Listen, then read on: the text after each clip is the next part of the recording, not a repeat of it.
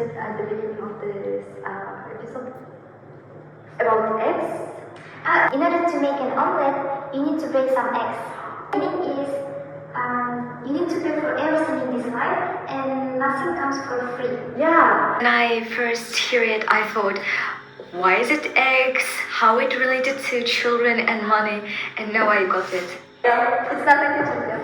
So, yeah, it is. Have you noticed that we are coming from the beginning, starting with morphemes, then words, then physiological units, and now let's move to the idioms. And as I said about the X, and actually it is an idiom, physiological units. Yeah, so it's fixed expression. Yeah, fixed expressions, yeah, that beautifies our speech, yeah.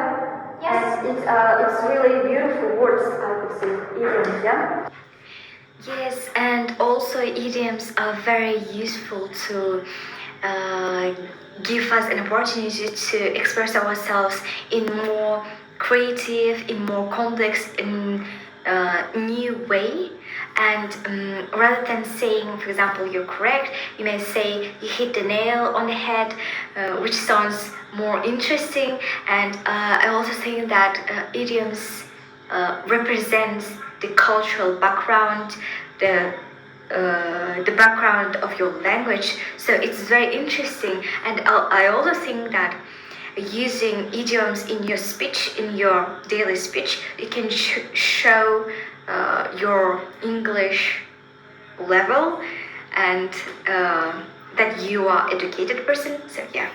Yeah, Totally support you. yeah, that's really great. For example, in Kazakh, there are a lot of idioms related to the horse. Since the horse, it used to be our main source of living. Yeah, It helps we use us it as the movement, yeah. as a food, yeah, Sure. yeah, literally everything. And yeah, also. And here I want to mention about the features of physiological units, that we have the partial meaning and the complete meaning. Can you tell us about the complete meaning of physiological units? yeah, sure. Complete meaning, we cannot figure out the meaning from complete idioms. For example, let's take an example. For instance, to skate on a thin ice. To skate on a thin ice, which means risky situation. But where is thin ice and where is risk? So it's really complicated, it's confusing, and this is called a complete meaning. What about partially transformed meaning? Those are idioms which meaning we can guess and understand. For example, if we hear not all glitters are gold, we can understand what's talking about here. We already know that the idiom wants to say that not everything that look precious, not everything that look beautiful turns out to be so. So now, moving on further, let's talk about proverb.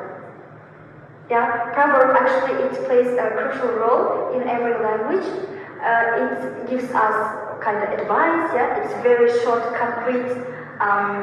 Statement, kind of statement. It gives us advices, it warns us, and as well as in idioms, also the proverbs represent one's culture, one's beliefs about values, traditions. I have noticed that many people have difficulties distinguishing idioms and proverbs, but I think it's very easy when you fully understand what is proverb. Proverb is more likely to be wisdom of the folk or advice that which is expressed through short and pithy sentences. Yeah, it's kind of mirror. Yeah, it's kind of mirror. And for example, let's take a proverb in Kazakh. Yeah. And then beginning iti pada shahada. Yes. So how can we define it? By saying that, I mean a person who looks so calm, quiet, but in the end, it shows out that he had some inner intentions, and it results bad. Like maybe he did something wrong.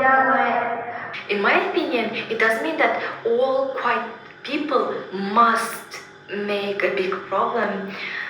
It's more about when quiet people do something wrong, it seems to be a big problem because nobody expects them to do something wrong. That's why when it's happened, it seems like a big tragedy.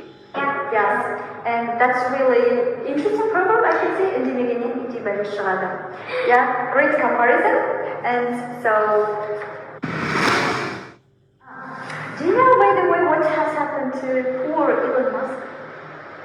I have no idea, but probably something bad happened to him, or he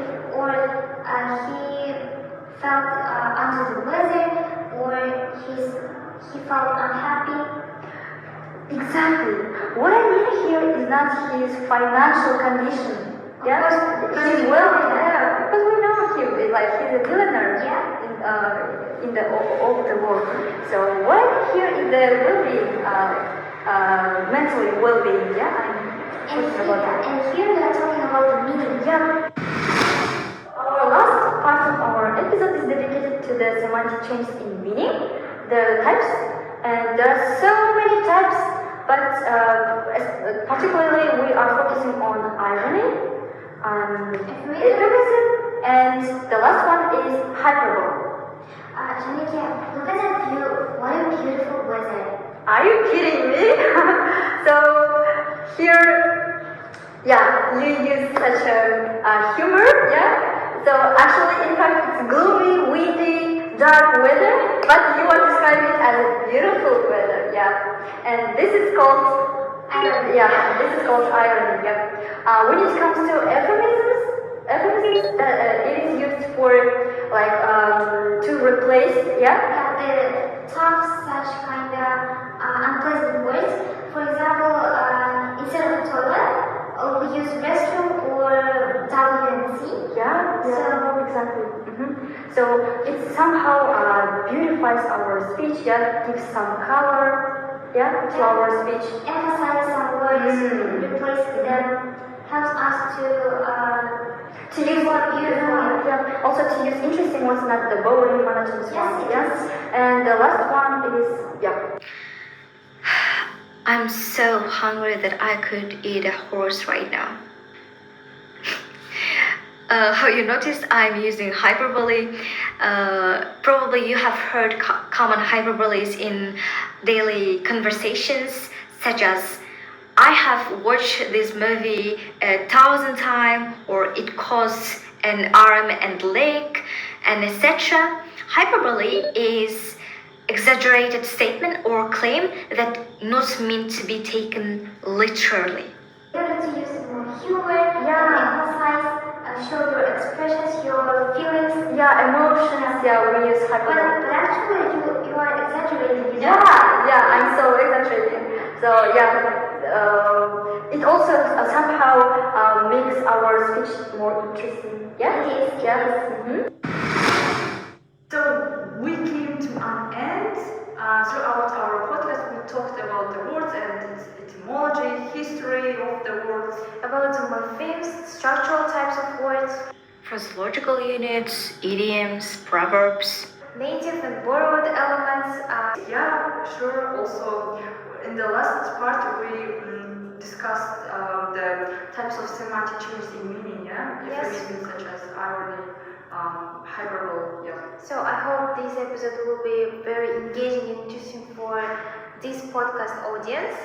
And yeah, I hope I have really strong hope that this podcast will be beneficial for all of you who are listening to us.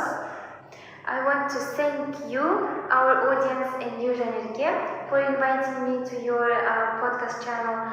And stay tuned, guys. Thank you for joining us. If you agree or disagree, you can let us know by writing a comment. And if you like this video, you can click like button. Thank you, Zhanerke, for inviting us.